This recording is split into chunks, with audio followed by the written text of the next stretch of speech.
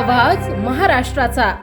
नमस्कार, मी प्रतिभा। संध्या लाईव्ह मध्ये आपलं सर्वांचं स्वागत। पुणे जिल्हा हादरवणारी एक अत्यंत अमानुष आणि काळजाचा थरकाप उडवणारी घटना उरुळी कांचनच्या सरकारी रुग्णालयात समोर आली आहे। एका मृतदेहाच्या डोळ्याला आणि तोंडाला चक्क हजारो लाल मुंग्या वेडा मारून खात असल्याचा संतापजनक प्रकार उघडकीस आलाय।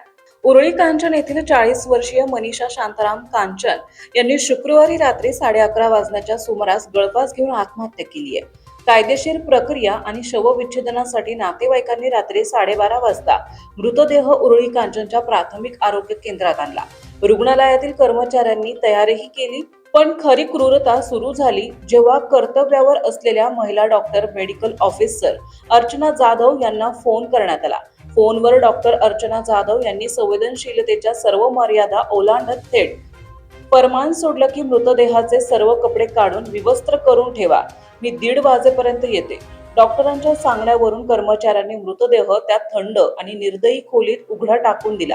रात्रीचे 1 वाजले, 2 वाजले, 3 वाजले, अखेर उजाडलं आणि सकाळचे 9:30 वाजले तरी डॉक्टर अर्चना जाधव रुग्णालयात फिरकल्याच नाहीत।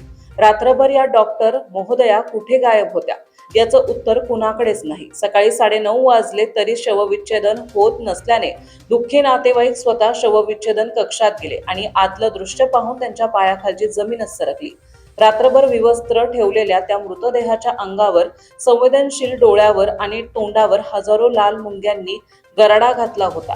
त्या मुंग्या मृतदेहाला अक्षरशः खात होत्या। आपल्या माणसाच्या मृतदेहाची झालेली ही अमानुष विटंबना पाहून नातेवाईकांच्या अश्रूंचा बांध फुटला आणि त्यांचा संयम सुटला।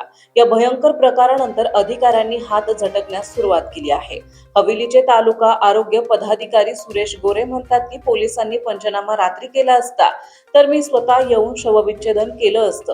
तर दुसरीकडे उरुळी कांचन प्राथमिक आरोग्य केंद्राचे अधिकारी सागर नाशिककर यांनी पोलखोल केली आहे। त्यांच्या मते त्यांनी डॉक्टर अर्चना जाधव यांना 30 ते 40 फोन केले, पण मॅडमनी एकही फोन उचलला नाही। शेवटी दुसऱ्या डॉक्टरांच्या मदतीने शवविच्छेदन सुरू करावं लागलं। या धक्कादायक घटनेमुळे उरुळी कांचन परिसरात तीव्र संतापाची लाट उसळली आहे। आमचे चुलते मनीष शांताराम कांचन यांचा रात्री आकस्मिक मृत्यू झाला 11:30 वाजता। 12 वाजता आमच्या घरच्यांनी त्यांना इथं शवविच्छेदन केंद्र उरुळी कांचन इथं आणले। त्यावेळेसपासून डॉक्टर मॅडम आहेत कोणतरी जाधव म्हणून आणि बाकीच्या यांच्याशी आम्ही संपर्क करतोय। आत्ता वाजलेत सकाळचे 10, रात्री 12 ते सकाळचे 10 बॉडी आहे अशीच तिथं टाकून दिलेली आहे। त्याला बॉडीला अख्ख्या मुंग्या लागल्यात, डोळ्याला, कानाला, तोंडात सगळं। खूप वाईट परिस्थिती आहे शवविच्छेदन केंद्राची। कोणी फोन उचलत नाही आहे, फोन स्विच ऑफ आहे।